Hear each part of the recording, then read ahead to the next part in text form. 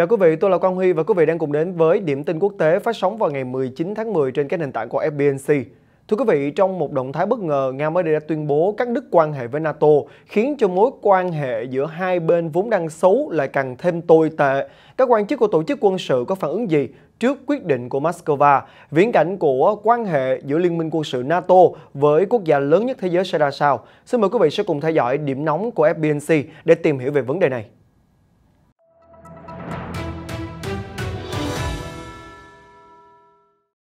Xung đột giữa Nga và NATO đang gay gắt không khác gì với tình hình trước Thế chiến thứ nhất. Đây là lời nhận xét của chuyên gia Andrei Kortunov, người đứng đầu Hội đồng Nga về các vấn đề quốc tế. Nhận định của ông đưa ra sau khi Nga hôm 18 tháng 10 tuyên bố cắt đứt quan hệ với Tổ chức Hiệp ước Bắc Đại Tây Dương. Cụ thể, trả lời hãng tin Sputnik News, ông Kortunov nói rằng xung đột ngoại giao giữa Nga và Liên minh quân sự đang tiềm ẩn những hậu quả khó lường.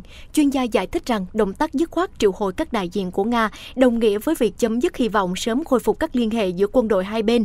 Như vậy sẽ tăng nguy cơ dẫn đến kết quả tiêu cực trong bất kỳ cuộc khủng hoảng nào. Với mâu thuẫn leo thang tới mức báo động như hiện nay, nhiều người đã nghĩ như tình hình ngay trước chiến tranh thế giới.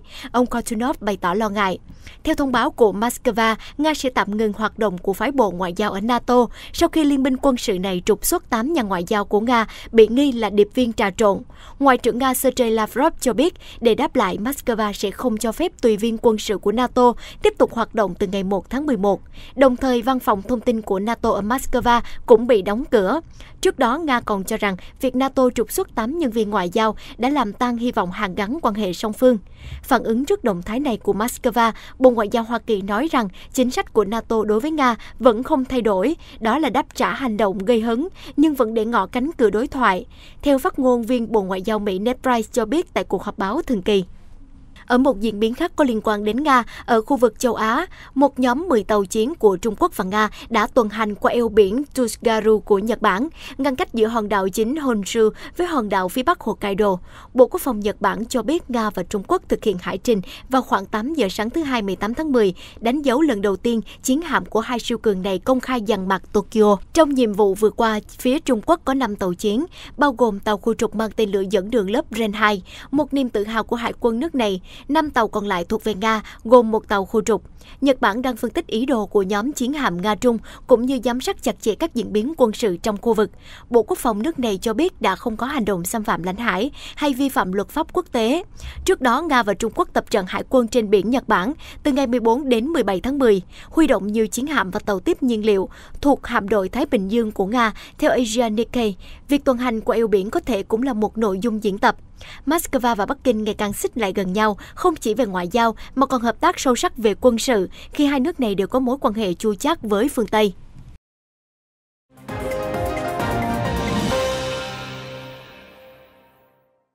Cảm ơn quý vị đã giữ kênh. Còn bây giờ tiếp tục chương trình sẽ là cập nhật mới nhất về tình hình thế giới trong phần điểm tin nhanh ngay sau đây. Thưa quý vị, Bộ trưởng Quốc phòng Mỹ Lloyd Austin mới đây cũng đã cho biết rằng Washington sẽ theo dõi sát sao tiến trình phát triển vũ khí của Trung Quốc sau khi có báo cáo về việc Bắc Kinh đã thử nghiệm vũ khí siêu thanh có khả năng chứa hạt nhân. Ông cho biết rằng là Mỹ cực kỳ lo ngại về công nghệ tên lửa siêu thanh và các ứng dụng quân sự tiềm năng của Trung Quốc và Nga. Cũng liên quan đến Trung Quốc, thì quân đội nước này cũng đang diễn tập cấp cứu binh sĩ trên tàu chiến mô phỏng tình huống có thương vong xảy ra khi đổ bộ chiếm đảo. Lực lượng hậu cần Logistics của quân đội cũng cho biết rằng các y tá thực hành tim tĩnh mạch trong điều kiện gần như không có ánh sáng vào ban đêm ở trên tàu chiến, với xung quanh là làn sóng đánh cao 2 mét theo kịch bản của một cuộc xung đột đang diễn ra. Mới đây, chiến hạm của Mỹ và Canada đã có lần đầu tiên tuần hành qua eo biển Đài Loan, một nhiệm vụ mà giới phân tích cho là bước đột phá dành cho Washington. Tuy nhiên, động thái của Hải quân Mỹ và Canada cũng đã dấy lên lo ngại về nguy cơ xung đột có thể xảy ra bất kỳ lúc nào ở vùng eo biển Đài Loan, vốn có vai trò địa chính trị rất nhạy cảm.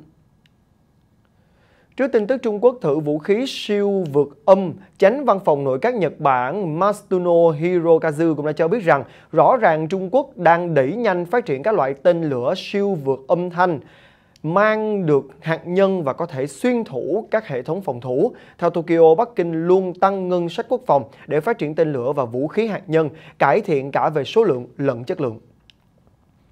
Một thông tin đáng chú ý khác, Triều Tiên lại vừa khai hỏa một tên lửa đạn đạo ngoài khơi bờ biển phía đông của họ vào sáng nay. Hãng tin Reuters đã dẫn lời tham mưu trưởng Liên quân Hàn Quốc cho biết rằng một tên lửa đạn đạo đã được phóng ở thành phố Sinpo, nơi Triều Tiên cất giữ tàu ngầm, cũng như là tên lửa đạn đạo phóng từ tàu ngầm, và cũng đã tiến hành nhiều vụ thử từ khu vực này.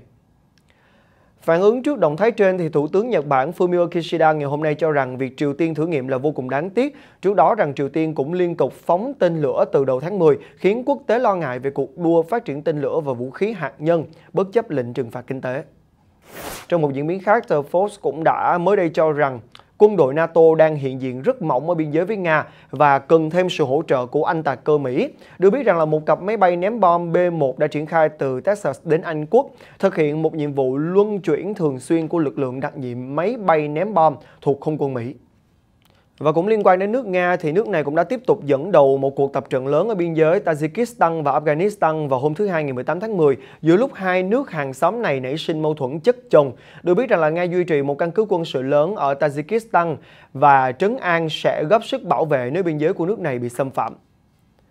Thưa quý vị, mới đây, phát ngôn viên Bộ Ngoại giao Iran cho biết rằng cách tiếp cận của chính quyền Tổng thống Joe Biden với Iran là sự tiếp nối và không thay đổi so với người tiền nhiệm.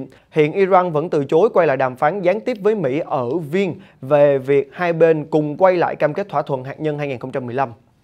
Và nói về ông Donald Trump, cựu Tổng thống Mỹ đã ra tuyên thệ và làm chứng tại tòa án vào hôm thứ Hai liên quan đến một vụ kiện dân sự. Các nguyên đơn cáo buộc các nhân viên bảo vệ của ông Trump đã tấn công họ trên vỉa hè vào năm 2015 bên ngoài tháp Trump ở Manhattan khi họ phản đối những bình luận của ông Trump. Cựu Tổng thống từng nói những người nhập cư Mexico là tội phạm và những kẻ hiếp dâm.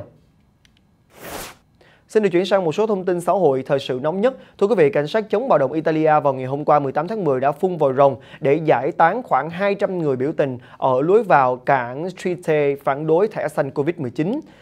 Từ hôm ngày 15 tháng 10, chính phủ Italia cũng đã yêu cầu sử dụng thẻ thông hành Covid-19 hay còn gọi là thẻ xanh đối với tất cả người lao động.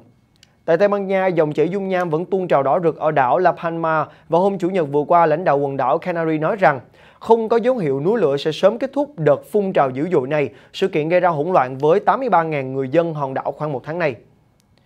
Mới đây, thì một chiếc tàu chở 80 người di cư châu Phi được giải cứu khi nó bị hỏng ngoài khơi thành phố Garibaldi của Libya vào hôm qua ngày 18 tháng 10. Người di cư gồm phụ nữ và trẻ em đến từ Mali, Gambia, Sudan, Nigeria và nhiều quốc gia khác. Theo dữ liệu của Liên Hiệp Quốc, thì Libya hiện cung cấp chỗ ở cho gần 600 người tị nạn.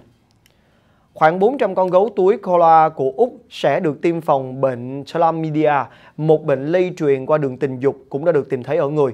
Bệnh này lây lan rộng rãi ở các loài gấu túi koala, gây ra nhiễm trùng bàng quang và thậm chí là vô sinh, đe dọa đến sự sinh tồn của gần một nửa quần thể koala tại nhiều khu vực.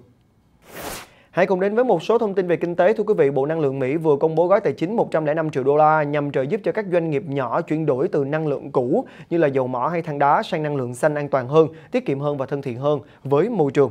Đây là một phần trong cam kết của chính phủ Mỹ về cắt giảm khí thải CO2 và thúc đẩy phát triển bền vững. Mới đây, thì Ngân hàng Trung ương Canada đã vừa nhắc lại rằng họ không có kế hoạch phát hành một loại tiền kỹ thuật số trong thời điểm hiện tại, nhưng cho biết điều đó có thể sẽ thay đổi nếu như họ bắt đầu sử dụng tiền mặt ít hơn. Phó Thống đốc Ngân hàng Trung ương Canada, ông Timothy Land, nói tại một diễn đàn trực tuyến với một tổ chức tư vấn rằng họ chưa thấy nhu cầu đủ lớn để làm việc đó trong thời điểm này. Vừa qua, Bộ trưởng Công nghiệp Nhật Bản, ông Koichi Hazuda cũng đã cho biết nước này sẽ thúc giục OPEC và các đồng minh thúc đẩy khai thác và sản xuất dầu vì lo ngại giá sẽ tăng cao bởi nhu cầu sau đại dịch sẽ vượt xa nguồn cung. Ngoại trưởng Toshimitsu Motegi cũng đã có cuộc điện đàm với người đồng cấp Kuwait Ahmad Al-Sabah và yêu cầu quốc gia Trung Đông này hãy hỗ trợ ổn định giá cả bằng cách tăng sản lượng. Sáng ngày 19 tháng 10, Bộ trưởng Du lịch Campuchia, ông Thong Khong cũng đã thông báo rằng khoảng hơn 138.000 lượt khách nội địa đã được ghi nhận trong cuối tuần thứ 3 của tháng 10. Con số này giảm 43% so với cuối tuần thứ 2 khi người dân rủ nhau đi chơi nhân kỳ nghỉ lễ Bachumban. Nhưng nếu so với cuối tuần trước, kỳ nghỉ lễ Chumban thì lại tăng 18%. Còn bây giờ, thưa quý vị, từ khóa đáng chú ý trong ngày với hơn 5 triệu lượt tìm kiếm đó chính là Colin Powell, cựu chủ tịch Liên quân kiêm Ngoại trưởng Mỹ, người đã qua đời do biến chứng Covid-19 mặc dù đã được tiêm phòng đầy đủ. Theo Reuters, Tổng thống Mỹ Joe Biden đã ra lệnh hạ cờ tại Nhà Trắng và các tòa nhà liên bang khác vào ngày thứ Hai ngày 18 tháng 10 để tưởng nhớ ông Powell. Nhà Trắng tuyên bố sẽ treo cờ rủ cho đến ngày 22 tháng 10. Theo gia đình, ông Powell, 84 tuổi, mắc một loại bệnh ung thư máu và có thể đó là nguyên nhân làm giảm khả năng chống lại nhiễm trùng của cơ thể và khiến ông trở nặng khi nhiễm Covid. Ông Powell đã phục vụ 3 nhiệm kỳ tổng thống của đảng Cộng Hòa trong các chức vụ cao cấp và trở thành lãnh đạo của quân đội Hoa Kỳ, giúp quân đội lấy lại sức mạnh sau cuộc chiến ở Việt Nam. Ông cũng đã tham gia vào chiến tranh Iraq vào năm 1991 và là quan chức ngoại giao trong thời điểm Mỹ xâm lược Iraq khi cho rằng Iraq có vũ khí hủy diệt hàng loạt. Hy vọng rằng là với những thông tin vừa rồi rất hữu ích với tất cả quý vị. Còn bây giờ, trước khi kết thúc bản tin ngày hôm nay, mời quý vị sẽ cùng đến với một phát hiện bất ngờ ở Israel có niên đại từ thời kỳ thập tự chinh.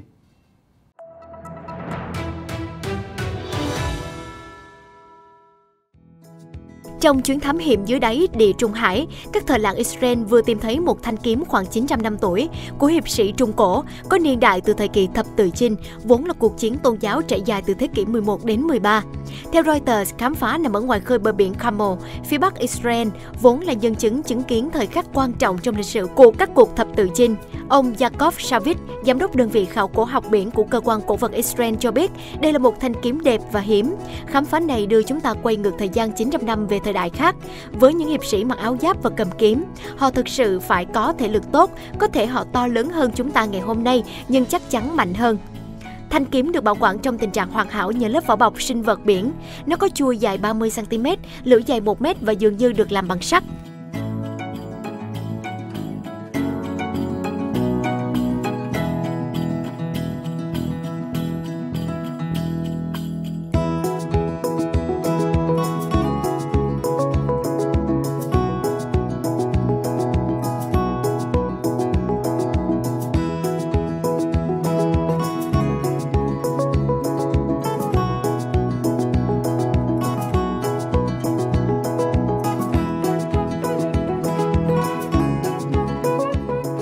Chương trình điểm tin quốc tế đến đây là kết thúc. Mọi ý kiến đóng góp xin vui lòng để lại ở bên dưới cùng phần bình luận.